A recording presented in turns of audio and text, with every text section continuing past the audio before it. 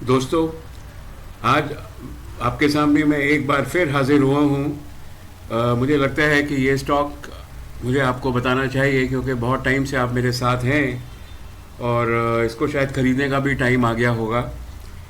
तो देखते हैं दोस्तों के वो जो स्टॉक है वो कौन सा स्टॉक है। और आगे जाने से पहले दोस्तों, मैं आपको बता दूं कि क्या आपने मेरा चैनल को सब्सक्राइब किया है, और अगर आपने मेरे चैनल को सब्सक्राइब नहीं किया है तो दोस्तों please subscribe to my channel. दोस्तों, जब भी हम चार्ट लगाते हैं तो कोई भी जब चार्ट लगाते हैं तो जनरली आप देखिए तो डेली चार्ट में हमारी मूविंग एवरेज जो है वो अलग होती है, और जो वीकली चार्ट है उसके अंदर मूविंग एवरेज एकदम अलग होती है। मूविंग एवरेज जो वीकली चार्ट की है दोस्तों वो है 2। ध्यान रहे, मूविंग एवरेज के अंदर वीकली चार्ट की जो होती है वो होती है 2। तो मैं आज आपके सामने स्टॉक लाया हूँ इन्फोसिस। दोस्तों, ये जो इन्फोसिस है इसको सबसे पहले तो मैं ये बता दूँ कि इसको मैं लाया क्यों हूँ, क्योंकि हम सबको मालूम है कि 10 तारीख के आसपास जब रिज़ल्ट का सीज़न ख़त्म हो जाएगा तो मार्केट जो है ना वो 15-20 दिन 25 दिन जो है ना वो फ्लैट ही रहने वाली है। अच्छा, होता है एक्चुअली फ्रेंड्स ये है कि जब मार्केट फ्लैट होती है तो जो रुपी की जो वैल्यू है, रुपया जो है ना कमज़ोर होता जाता है, और जो डॉलर है वो स्ट्रांग होता है। जनरली ऐसा देखा गया है वीक मार्केट के अंदर। तो फ्रेंड्स, जब डॉलर महंगा है और रुपया सस्ता है, डॉलर महंगा का होने का मतलब ही ये है कि रुपया सस्ता है। फ्रेंड्स, ये ऐसा जो क्या रिलेशन क्या है इसका, तो जो आईटी इंडस्ट्रीज़ हैं, आईटी इंडस्ट्री है जिसके कि जैसे से फॉर एग्जांपल इन्फी है, उसका जो ऑलमोस्ट 40% जो रेवेन्यू है वो डॉलर का रेवेन्यू है। वो डॉलर इंडिया के अंदर भेजते हैं। तो जब डॉलर स्ट्रांग होता है, दोबारा बोलता हूँ, जब डॉलर स्ट्रांग होता है और इंडिया में आता है तो इंडिया के अंदर उसकी कीमत जो है ना वो हमेशा ज़्यादा हो जाती है, क्योंकि डॉलर स्ट्रांग है, रुपये वीक है, इसलिए जो है इन कंपनीज़ को फ़ायदा बहुत होता है। और पहले फ्रेंड्स क्या होता था कि आज से करीब साल डेढ़ साल पहले, नॉट साल डेढ़ साल, 1.5-2 साल पहले गवर्नमेंट बोलती थी कि भाई आपको जब भी रेवेन्यू भेजना है वहाँ से आप भेज दो। तो ये कंपनीज़ अपना मैनिपुलेट करती थी, आईटी कंपनीज़ जो कि बाहर जो है बिज़नेस बहुत ज़्यादा करती हैं, और जब उनको लगता था कि अब इनको वाजिब कीमत मिल जाएगी तो वो पैसा ट्रांसफ़र करते थे इंडिया के अंदर। लेकिन अब रिज़र्व बैंक ने बहुत जो है ना मतलब पिछले करीब 1.5 साल से बोला हुआ है, 1.5-2 साल से, कि नहीं, आप जो वहाँ पर जो अमेरिका के अंदर जो आप डॉलर कमा रहे हैं, within 90 days you have to transfer the money into India. That you have to show to the government, to the RBI, that you have previous 90 days dollars have been transferred in India. Earning in dollars in last 90 days has to be transferred to India. तो वो उनके साथ एक compulsion है, ठीक है। तो यहाँ पर फ्रेंड्स हम देख रहे हैं कि ये इन्फोसिस का मैंने चार्ट लगाया हुआ है, इसीलिए मैंने इन्फोसिस लिया है क्योंकि इसका 40% जो रेवेन्यू है, इससे भी ज़्यादा जो रेवेन्यू है वो आता है यूएस से, ठीक है ना। तो इसका मैंने चार्ट लगाया हुआ है, और एक बात मैं बता दूं, ये वीकली चार्ट है, डेली चार्ट नहीं है। ये मैं आपको यहाँ भी दिखा देता हूँ। ये देखिए, यहाँ पर ये मैंने 6 महीने का वीकली चार्ट लगाया हुआ है, और वीकली चार्ट की जो मूविंग एवरेज है फ्रेंड्स वो होती है 2। दोबारा बोलता हूँ, जो वीकली चार्ट के अंदर जो मूविंग एवरेज होती है वो हमेशा होती है 2, ठीक है। तो यहाँ पर मैंने जो है ये देखिए, यहाँ पर यहाँ देखिए, ये मूविंग एवरेज मैंने यहाँ पर 2 की लगाई है, इसको टिक किया हुआ है, और इसके सामने जो मूविंग एवरेज है वो 2।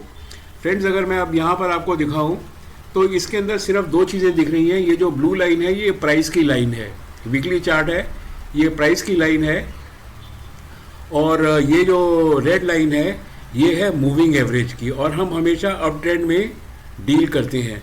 तो फ्रेंड्स, अब अगर आप देखेंगे यहाँ पर जो है ना, इसने करीब 1715-20 के आसपास जो है ना, इसने ऑलरेडी बाई सिग्नल दे दिया है ऑन वीकली चार्ट्स। और इसको ज़रा जो है हम फ्रेंड्स एक बारी और देख लेते हैं कि इसको अगर हम कैंडलस्टिक चार्ट में देखें तो ये कैंडलस्टिक चार्ट में कैसा दिखेगा। तो कैंडलस्टिक चार्ट में अगर इसको देखें तो कैंडलस्टिक चार्ट के अंदर भी सामने आता है। तो अगर आप ये देखें यहाँ कैंडलस्टिक चार्ट में, तो यहाँ पर जो है ना गैप अप, एक कैंडल स्टिक है वो आ गई है। हालांकि ऐसा हो सकता है कि प्राइस थोड़ी नीचे चली जाए, 1700 तक आ जाए, लेकिन फिर भी इसको जाना जो है प्राइस को ऊपर ही जाना है, ठीक है। अब ये जो चीज़ है, मैंने आपके सामने एक नया कॉन्सेप्ट, मतलब जो मैं हमेशा प्रैक्टिस में लाता हूँ, उसको भी मैंने यूज़ किया है कि शेयर खरीदने से पहले मैं देख लेता हूँ कि जैसे यहाँ देखिए, इसके बाद वाइट कैंडल लगी और ये ऊपर गया, यहाँ वाइट कैंडल लगी और ये ऊपर गया, यहाँ वाइट कैंडल लगी, ज़्यादा ऊपर जो है ऊपर तो गया लेकिन फिर नीचे आ गया, और यहाँ पर जो है ना एक ग्रेवस्टोन डोजी लग गया। तो ये जो कैंडल है ना, 1 2 3 लगती हैं, ज़्यादा ये नहीं लगती क्योंकि ये वीकली कैंडल है। ठीक है, तो मेरे को लगता है कि आप ये कॉन्सेप्ट समझ गए होंगे कि जो वीकली कैंडल की जो मूविंग एवरेज होती है वो हमेशा 2 होती है, जो कि मैंने यहाँ पर लगाई हुई है। और यहाँ पर जो है हो सकता है इसकी कीमत थोड़ी सी नीचे आ जाए, लेकिन आज जो है ना मैंने ये 20 शेयर खरीद लिए हैं 1744 के ऊपर।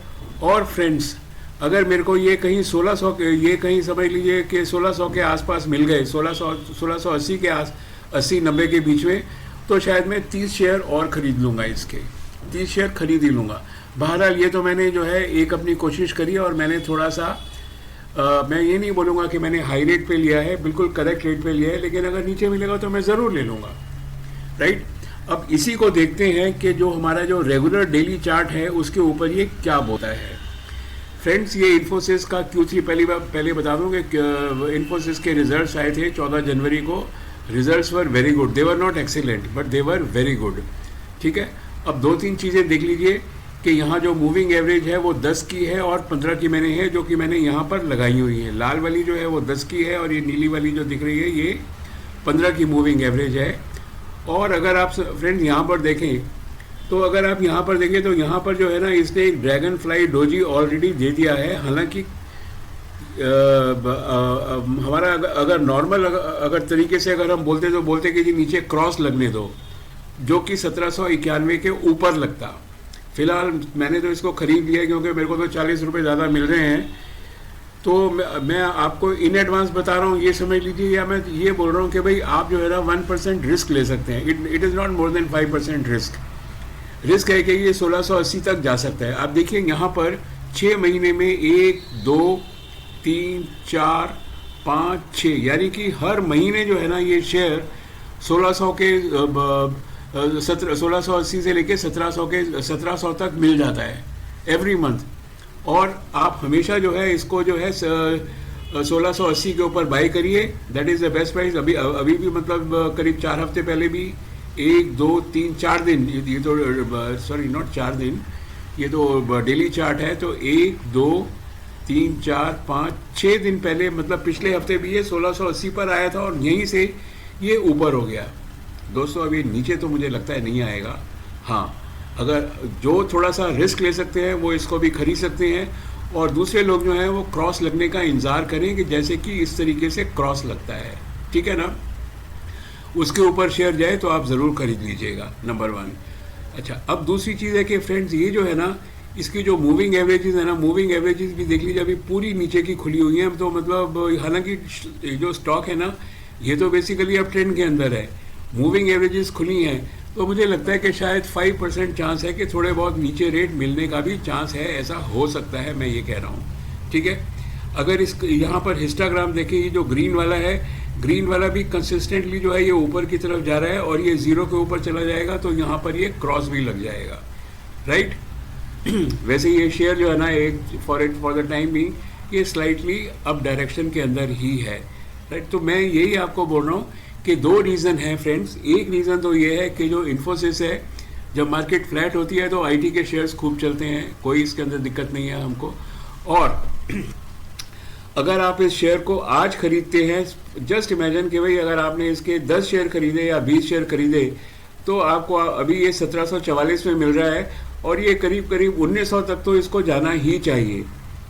और इसका जो फाइनल टारगेट है फ्रेंड्स वो है करीब से 1950-60 तक का, इससे ऊपर भी जा सकता है, ठीक है। लेकिन मुझे ऐसा लगता है कि एक बार ये यहाँ पर जाके जो है 1900 के ऊपर रेस्ट लेगा, फिर भी आपको ये 150 रुपये देगा। 150 रुपये 1700 के ऊपर बहुत बढ़िया 8-9% होते हैं। मुझे लगता है कि आप जो है इसको आसानी से कमा सकते हैं, भले इसको कमाने के अंदर अगले 15 दिन लग जाएं, 20 दिन लग जाएं, कोई दिक्कत नहीं है, लेकिन आपको इसका फ़ायदा जो है ना वो ज़रूर लेना चाहिए। एक चीज़ फ्रेंड्स और ध्यान में आपको रखने की बात है, ये अप ट्रेंड तो हमने देख लिया है, और एक चीज़ और जो ध्यान में रखने की बात है वो ये है कि इसकी जो वॉल्यूम है, ना अभी इंक्रीज़ होनी चालू नहीं हुई है, अभी भी डिक्रीज़ है।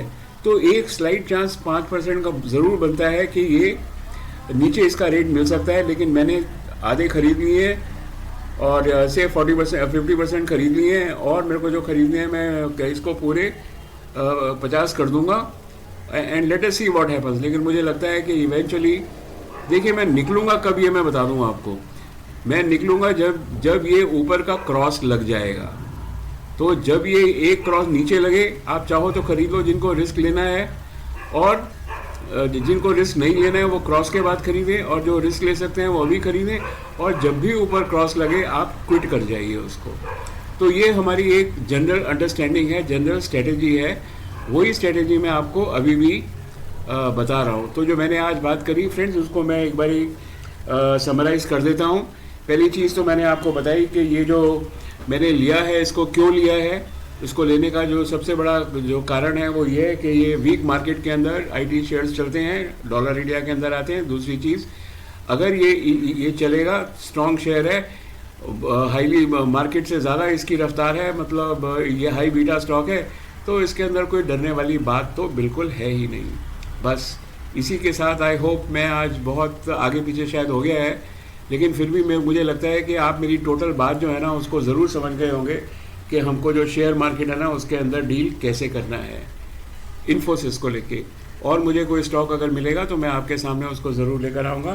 फ़िलहाल I wish you all the luck. Infosys का स्टॉक चाहे तो अभी खरीद सकते हैं यहाँ पर, और अगर आप चाहें तो क्रॉस लगने के बाद खरीद सकते हैं। ये आपके ऊपर डिपेंड करता है। दोनों कंडीशंस में आप पैसा जो है उसको कमा कर ले जाएंगे, ऐसा मुझे लगता है। So friends, thank you very much.